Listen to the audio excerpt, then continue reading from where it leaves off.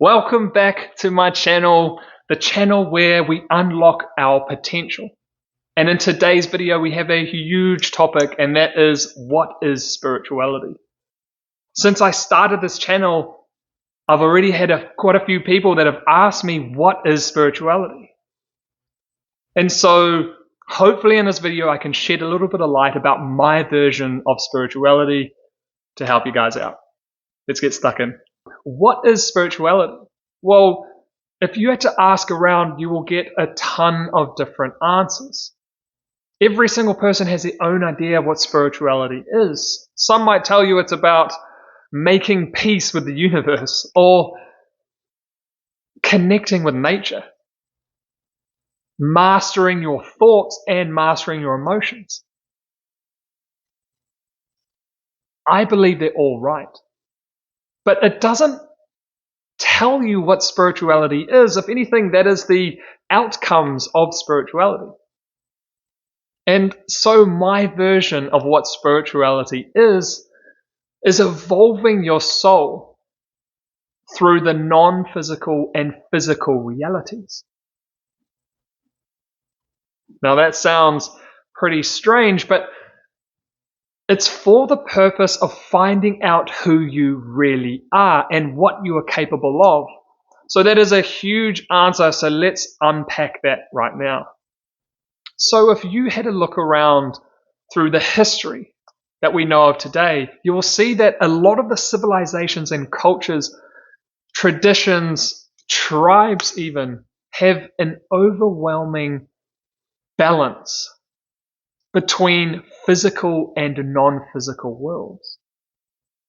They are very connected to their ancestors or their gods, or going deep within to find out the answers that they are needing to find.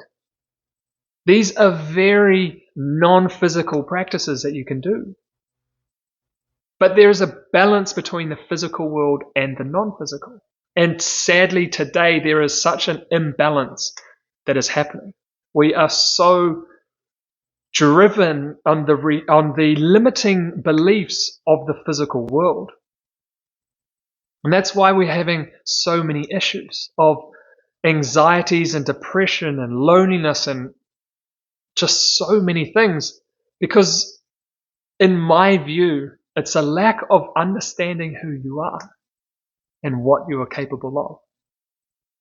So spirituality sits more specifically in the non-physical reality than it does the physical. But it's not limited to just the non-physical. Take yoga, for example. An ancient practice. I'm not talking about the one that we kind of do today in yoga pants and stuff. I'm talking about the traditional yoga.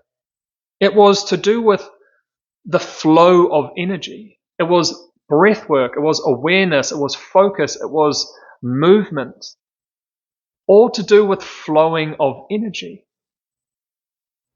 and accessing altered states of consciousness. And all of those things were to do in the non-physical realm, but at the same time you are building strength and flexibility of your physical body. And that was such an amazing balance that they had. And there's so many practices out there, if you had a look, a lot of them more to do with the more traditional stuff than there is today, but a lot of it is to do with this balance between the physical and non-physical. So if we had to bring in a more balanced lifestyle, a physical and non-physical, what would it look like? Well, let's take a more everyday example of just the physical world. So let's say it's a Wednesday morning and you're in your office.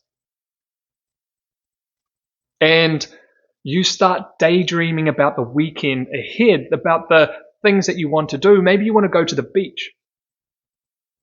Maybe you visualize yourself doing all the things that you want to do. You tell yourself all the things that you would like to do. You want to go read the book on the beach. Maybe you want to go grab an ice cream afterwards. Maybe you want to go for a swim in the water. And while you're having this daydream, you're visualizing the white sandy beach, the crystal clear waters, the sound of the seagulls, the sound of the crashing waves, the feeling of the sand between your toes. That is the physical reality that every single one of us has experienced. So if we had to bring in a more balanced non-physical side into that, the physical and non-physical, what would it look like? Well, let's take awareness. One of the most basic, not entry-level spiritual practices, but it's an extremely important practice. But it starts off so many of these practices. So if we brought in awareness into that situation, it would be realizing that you were having a conversation at that time. You were having a conversation with yourself.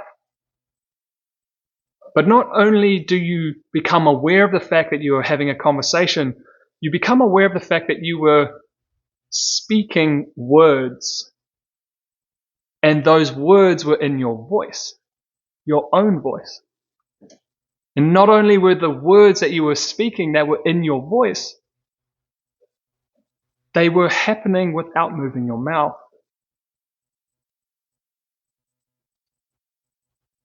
And you heard those words in your own voice without moving your mouth, without using your ears. Now you start to broaden your awareness into that everyday scenario.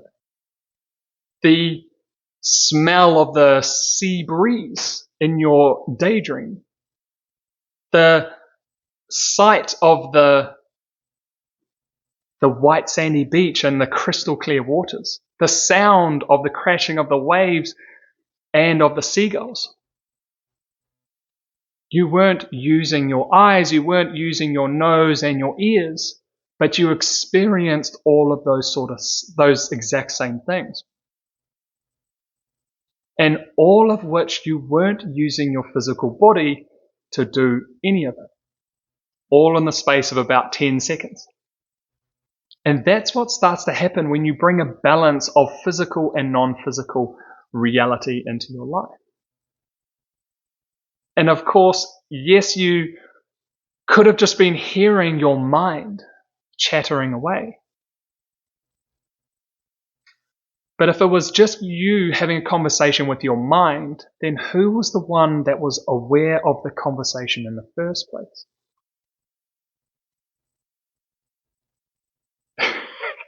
Now you're starting to get a bit of an insight about how my brain works on a day-to-day basis. So if we had to take the non-physical and physical worlds, what would it look like? Well, your physical worlds are the potential that you have when you're born, the potential that you have to evolve your physical body. Let's take the example of a sportsman. The potential you have as a sportsman would be, let's say, the Olympics. Maybe even getting the best time in whatever event that you want at the Olympics, becoming the best of the best. But that is your potential. But there are different layers to whatever that potential is. So you might just become an international sportsman or a domestic sportsman or just a social club cricketer or a club rugby player. That's the difference. Those are the potentials that you have in that area. And it's the same for if you're an architect, if you're a builder, whatever it is. Those are the things that you choose to do, and you have those potentials in that physical world.